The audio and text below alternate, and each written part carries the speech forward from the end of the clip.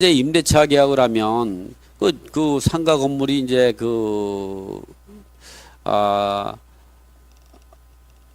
팔리는 게 있죠, 매매가. 그러면 그 계약을 승계한 임대인이 계약 기간 전세금과 월세를 올리지 못하냐, 이런 부분들이 생기죠.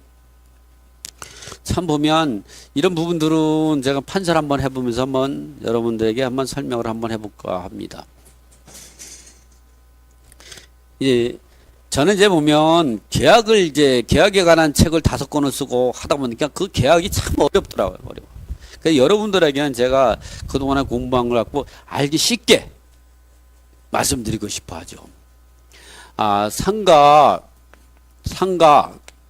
건물 임대차 보호법에서는요, 우리가 알고 있어요. 환산 보증금 범위 내에 있느냐 초과되느냐가 또 차이가 많습니다. 환산 보증금 범위 내의 임차인, 환산 보증금 초과 임차인, 초과된 임차인. 즉 환산 보증금은 바로 이겁니다. 이게 보면 환산 보증금 같은 경우는 6억 1천, 5억, 광역시 3억 9천, 그 밖에 이제 2억 7천이 이런 겁니다. 이 범위 내에 있는 사람은 뭐가 있느냐? 이와 같이 대항력과 우선 면제권이 있다 그랬죠. 초과된 임차에는 대항력만 인정이 되고 계약 개시 요건만 인정이 되는 거죠. 그래서 이런 상가 건물 임대차 보호법의 보호를 받을 수 있는 그 임차인은 대항력을 주장할 수 있어요. 대항력은 뭐냐면 상가 건물 소유자가 한가 건물 소유자가 A였다가 A가 있는 상태에서 갑이 임차인이 사업자 등록하고 플러스 건물인도 영업을 하는 거죠. 했을 때 갑이 임차인이 했을 때 이래다가 소유자가 B로 소유자 변경이 됐다 하면 요 사람이 임대인, 전 소유자가 임대인, 새로운 사람이 여기 임차인, 요 임대차 둘 간의 임대차 계약을 맺은 거죠. 그런 이 소유자가 바뀌어 버리면 이렇게 요 임대인의 지위를 새로운 소유자가 승계하게 되는 거죠. 승계를 하면 이 임차인의 지위는 그대로 있고 새로운 소유자가 임대인이 되는 거죠. 임대인이. 이랬을 때 이 종전 임대차 계약에 대해서 그대로 승계하는데, 그러면 승계할 때에 차임이나 전 소유자와 계약한 이 차임이나 월세를 승계하는 게 맞느냐? 맞습니다. 그것이 바로 대항력이니까요. 근데 우리가 하나 그 대항력이 되는 거는 전 임대인이 지위를 승계한 새로운 소유자가 그대로 승계하는 게 마찬가지입니다. 그 계약서의 계약 내용에 점 하나도 못 바꾸는 게 대항력입니다. 그대로 점 하나 못 바꾸고 그대로 승계하는 게 바로 대항력이다. 이렇게 여러분 알게 됩니다. 그러면 우리가 계약 기간 내에 승계하고 나서는 월세나 보증금을 올릴 수 있냐 없냐 이런 문제가 나오죠. 올릴 수 있습니다. 이렇게 여기서도 아주 환상보증금 범위 내에 있는 사람하고 초과되는 사람하고 아주 하늘과 땅이 또 달라지는 게 있죠. 이렇게 환상보증금 범위 내에 있는 사람은 묵시적갱신 인정이 되고 환상보증금 초과되는 묵시적갱신 인정이 되지 않는 데는 전만 있는 게 아니라 이 환상보증금 범위 내에는 5%를 갖다가 올릴 수가 없어요.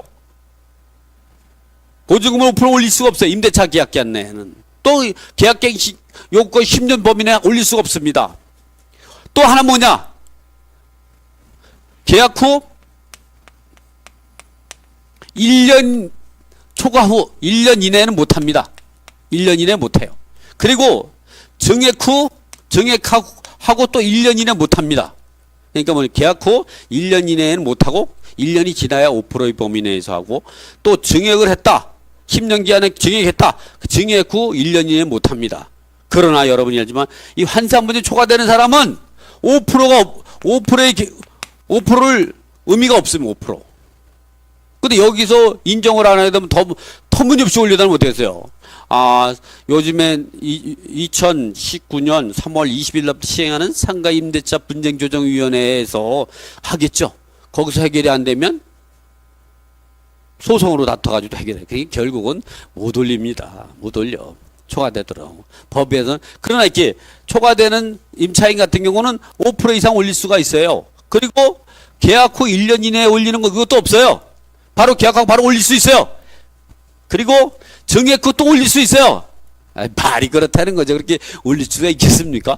그러나 그런 게 있다는 거예요. 그러니까 환산부진 범위 내에 있는 사람은 5% 범위 내에 올릴 수가 없어요. 1년 이내에 올릴 수도 없고 1년이 지났다 반드시 지나야 올릴 수 있고 그럴 때 5%밖에 안 된다는 거 적용이 10년 동안 계속해서 이렇게 1년 단위로 5%씩은 올릴 수가 있죠. 1년 단위로. 그러나 환산분이 초과되는 사람은 5% 적용 얼마든지 올릴 수가 있어요.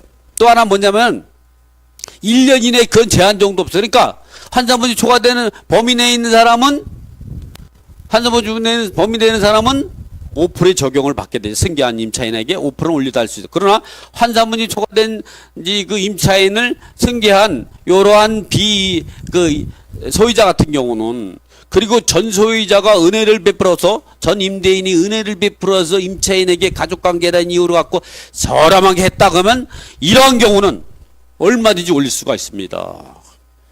현실에 맞게끔. 그러나 이러한 경우는 못 올리죠. 못 올려. 그런데 이런 경우는 이제 그런 문제점에 대해서는 우리가 집을 살 때 또는 건물을 살 때 이런 문제에 대해서는 협의해서 이제 그런 문제가 있는 걸 보고서 그 건물을 매수할까 안 할까 좀 판단을 해야죠. 그래서 이런 부분들이 있다고 하더라도 5% 범위인데 뭐 무상 임대차 했다든가 또는 뭐 이제 시세보다 너무 현격하게 이럴 때는 법원에 소송을 제기해서 이게 이 새로운 승계자에게 상당한 불리한 이유로 해서 다툼을 하게 되면 이게 인정이 될 수밖에 없죠. 아무리 5%라고 하더라도 이것이 본인들은 가족관계로 해서 또는 형제관계, 친척관계, 신축관계에서 그렇게 한 문제 같고 5%를 적용해야 돼. 이런 문제가 있다고 보죠. 그래서 그런 부분들은 인정받지 않을 겁니다. 그러나 일반적인 상태에서 환산보증은 5%를 적용을 받게 됩니다. 환산이 초과되는 사람은 현재 그렇게 승계한 사람이 환산보증 보험이 초과되는 상가임차인 같은 경우는 현종에 맞게끔 현 시세에 맞게끔 얼마든지 증액을 올릴 수가 있는 거죠. 이 내용을 제가 한번 좀 책을 가지고 제 책에 나와 있는 부분들 제 책에 보면 이제 어디에 나와 있느냐 보면 부동산 임대차 상식사전에 보면 69쪽에 있는 내용입니다. 자, 대항력이란 뭐냐? 계약 당사자가 주장하는 것이 아니라 새로운 매수자 또는 제3취득자에게 주장할 수 있는 거죠.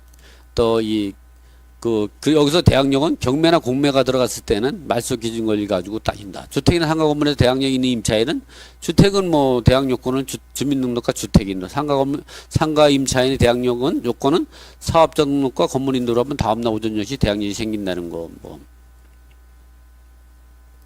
요즘에는 보면 이제 주택이나 상가가 임대차 법의 보호를 받지 않더라도 토지 임대차에서도 대항력을 인정해 주는 거죠.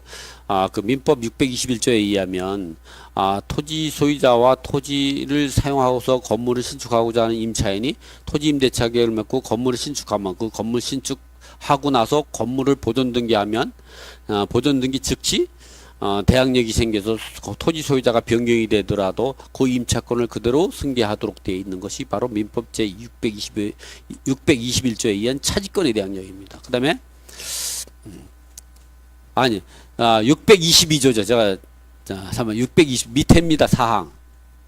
이 사망은 임대차 등기를 한 경우를 말하는 거죠. 사항이 그렇습니다. 그리고 농지법에서도 대항력을 인정해주고 있는데요. 농지법 제24조 2에서 농지임대차 계획을 체결하고 농지 소재지 관할 시군 운면장이 확인을 받아서 농지를 인도 두 가지 요건이죠.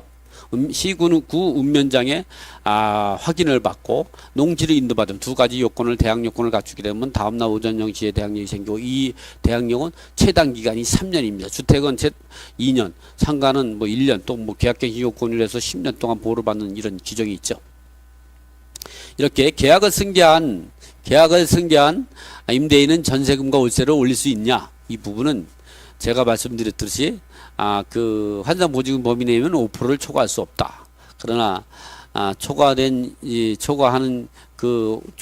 임차에는 이러한 규정에 적용을 받지 않는다. 이런 내용들은 제가 말씀드렸으니까 그 부분은 이거로 이제 마치도록 하겠습니다. 여러분들이 더 궁금하다 그러면 부동산 임대차 계약 상식사전 한번 찾아보시면 자세하게 나옵니다.